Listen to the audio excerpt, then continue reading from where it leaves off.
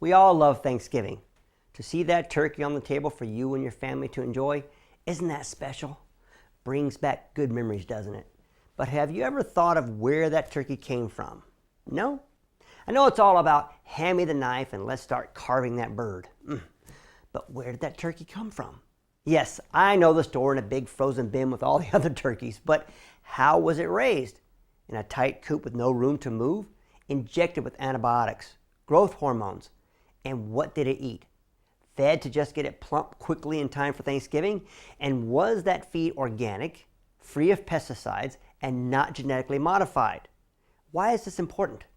Because before you put that succulent turkey in your mouth, there are a few things you need to know, especially when it comes to healthy alternatives. So let's join Jim McManus of the Walking J Farm now so you can learn a thing or two about your turkey.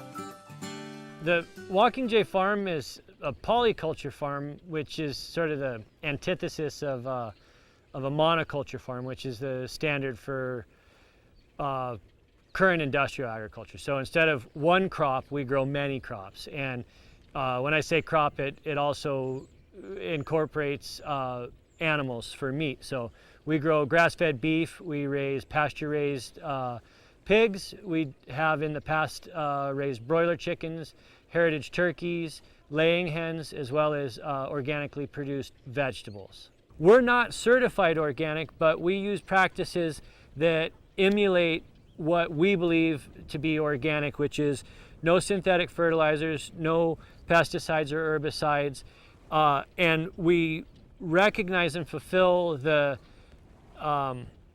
nature of the animals that we raise. So there's no confinement. If a cow, to me, is a forager, is a ruminant grazer, it needs to be out on pasture, not in a corral, not being fed monoculture grains. Likewise with turkeys or chickens. The turkeys that we grow are all heritage breed turkeys, and what heritage means is that they are some of the traditional breeds of animals that have existed for hundreds of years. So the turkey comes from North America as a wild animal, was domesticated by the early Spaniards and then spread through Europe, came back to the US, and we have had hundreds of breeds. Today, the turkey that you get in the store is one breed called the broad-breasted white, which is a relatively new breed that has been bred selectively for very large breasts, very rapid growth.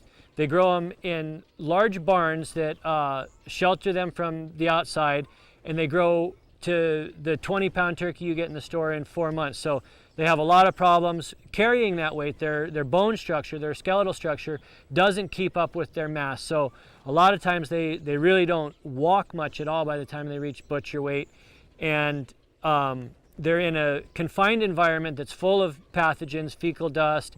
So the chance for sickness is a lot higher when you have these another monoculture. You have a monoculture of turkeys that is overpopulated beyond any scope of what we would see in the natural world. So pathogen buildup becomes a real problem. You feed them antibiotics to get around that. The rations that are fed there, which are the sole food consumed by those animals because they live in these big barns, are mixed with a full run of antibiotics that some of them are ailment specific.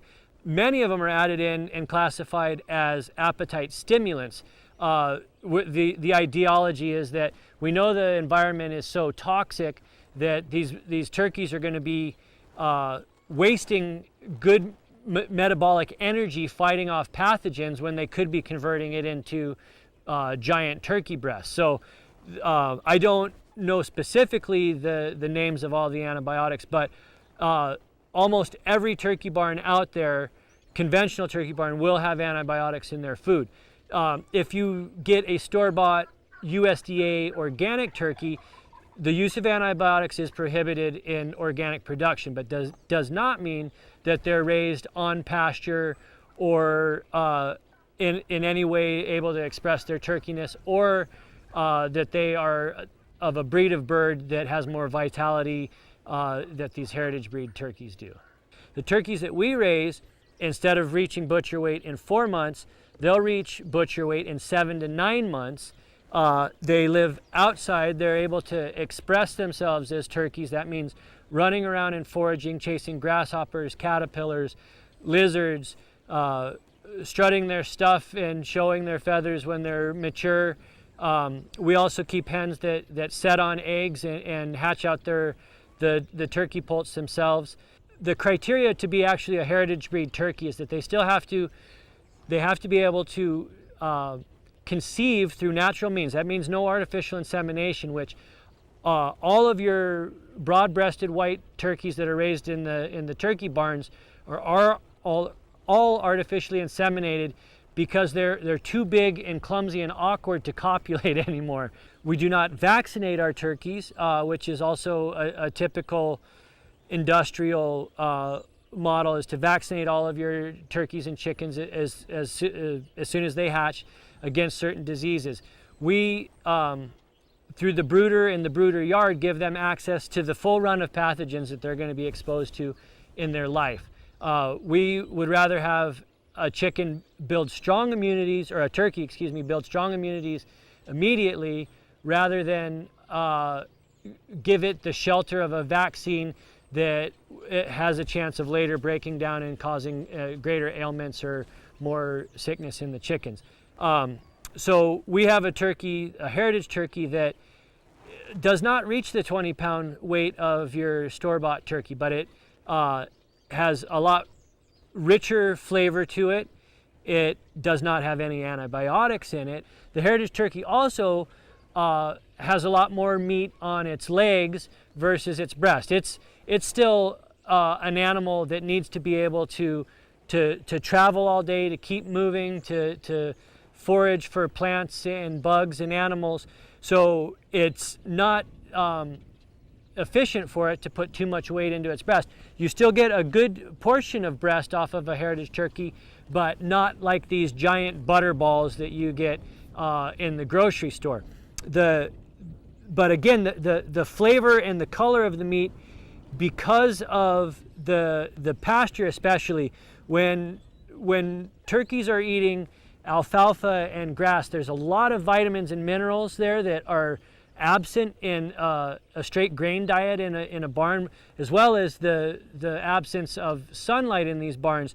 So you have a lot more antioxidants and vitamins and minerals that are incorporated in the metabolism of that turkey, that in the end gives you a very succulent and healthy product.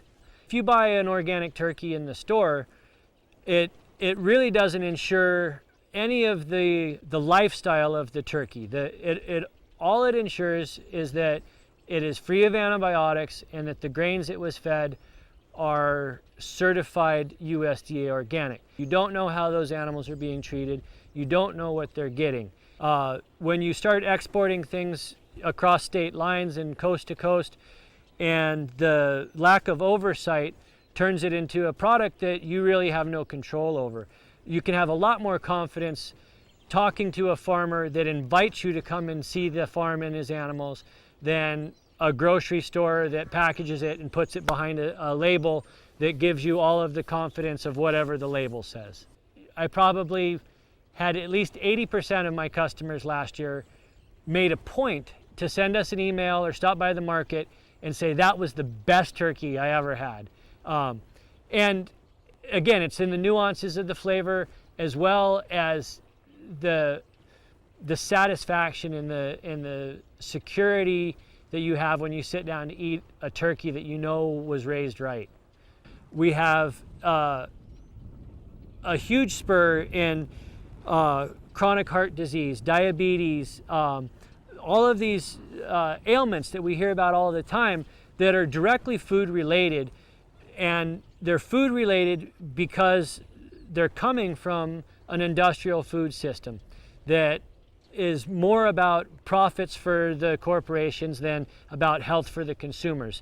So it's up to the consumers to understand where their foods are coming from, what those foods are, and what the health benefits or downsides are going to be. So if you are eating locally produced, organic or certified naturally grown foods that are in their whole form, you are almost guaranteed to have a better environmental profile and likely a better nutritional profile. And you'll also have a better peace of mind in knowing that you've made those choices.